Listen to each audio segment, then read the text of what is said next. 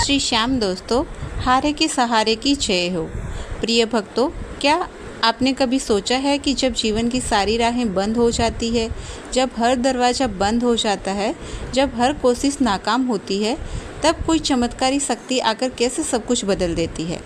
आज हम आपके लिए लेकर आए हैं एक ऐसी सच्ची कहानी जो ना सिर्फ आपकी आत्मा को झंझोर देगी, बल्कि आपके अंदर श्याम बाबा के लिए श्रद्धा और विश्वास को कई गुना बढ़ा देगी। यह है भानु जी की कहानी, जो निराशा की गहराई से उठकर फिर से आशा की रोशनी तक पहुंचाती है। कैसे एक लाल कपड़े की छोटी सी गांठ बाबा श्याम से सच्चे मन की मन्नत और अटूट श्रद्धा ने उन्हें लाखों के कर्ज से मुक्त किया और फिर जीवन को खुशियों से भर दिया। तो इस चमत्कारिक और भावपूर्ण कथा को अंत तक जरूर सुनिए, और अगर आप भी किसी संकट में हैं तो यह कथा आपके लिए एक रास्ता बन सकती है। तो चलिए शुरू करते हैं भानु जी की श्रद्धा और बाबा श्याम के चमत्कार की कहानी। यह कहानी सिर्फ शब्दों की एक श्रृंखला नहीं है, बल्कि एक ऐसा अखंड विश्वास और श्रद्धा का प्रतीक है जो भक्त को अंधेरे से उजाले की ओर ले जाती है। यह कथा है राजस्थान के रहने वाले भानु जी की, एक साधारण, मेहनती और ईमानदार व्यक्ति, जिनका जीवन एक समय ऐसा मोड़ ले बैठा जहां चारों ओर सिर्फ निराशा ही बची थी।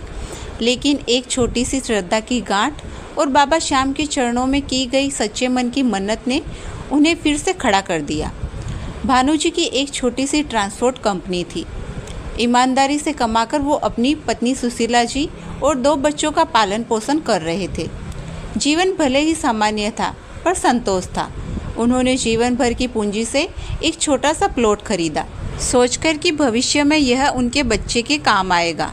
लेकिन जैसा कि अक्सर होता है, जब जीवन की गाड़ी ठीक चल रही होती है, तब समय परीक्षा लेने आता है। धीरे धीरे ट्रांसपोर्ट का व्यापार डूबने लगा। ट्रकों की मरम्मत में खर्चा बढ़ गया, डीजल के दाम आसमान छूने लगे और ग्राहक भी कम होते गए। व्यापार बचाने के लिए भानु जी ने कई जगहों से कर्ज लिया, बैंकों से भी भारी लोन लिया, इस उम्मीद में कि स्थिति सुधरेगी। पर सब उल्टा हो गया। लाखों का कर्ज सिर पर चढ़ गया। अब हर सुबह डर के साथ शुरू होती थी और हर रात चिंता में डूबकर बीतती थी। घर की रसोई, बच्चों की पढ़ाई और लेनदारों की धमकियाँ, ये सब भानु जी को तोड़ रहे थे। वो कभी हंसमुख इंसान अब धीरे धीरे डिप्रेशन में डूबते जा रहे थे। कई बार आत्महत्या तक के विचार आने लगे। लेकिन पत्नी सुशीला और बच्चों की सूरत सामने आ जाती और कदम रुक जाते। सुशीला जी बहुत आस्तिक थी। संकट के समय भी उन्होंने बाबा श्याम पर विश्वास नहीं छोड़ा। रोज पूजा पाठ करती, व्रत रखती और यही सोचती कि कभी तो बाबा श्याम सुनेंगे। एक दिन उनके पड़ोसी रामदास जी घर आए। उन्होंने जब सारी स्थिति जानी तो मुस्कुराकर बोले, भाई भानु, जब इंसान के सारे दरवाजे बंद हो जाए, तब बाबा श्याम का एक दरवाज़ा ऐसा है जहाँ से कोई खाली नहीं लौटता। उन्होंने एक उपाय बताया, श्रद्धा से एक लाल कपड़े में गांठ बांधकर मन्नत मांगने का। उपाय सीधा था। एक लाल कपड़ा लेकर बाबा श्याम की मूर्ति या तस्वीर के सामने बैठना, सारी तकलीफ़ें और पीड़ा बता देना और मन में संकल्प लेना कि अगर बाबा इस संकट से निकाल देंगे तो खाटू धाम जाकर ये गांठ अर्पित करूँगा।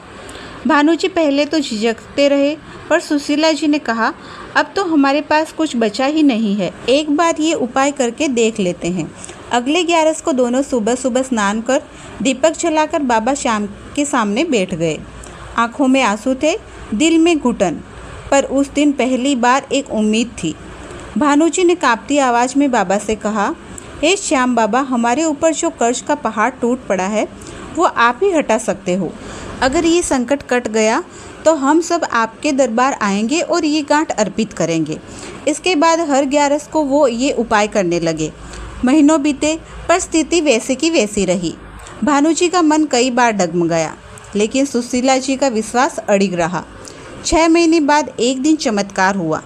एक प्रॉपर्टी डीलर का फ़ोन आया। उन्हें वही प्लॉट खरीदना था जो कभी उन्होंने 6 लाख रुपए में खरीदा था, पर अब उस प्लॉट की कीमत कई गुना हो चुकी थी, क्योंकि वहां से सरकारी हाईवे निकलने वाला था।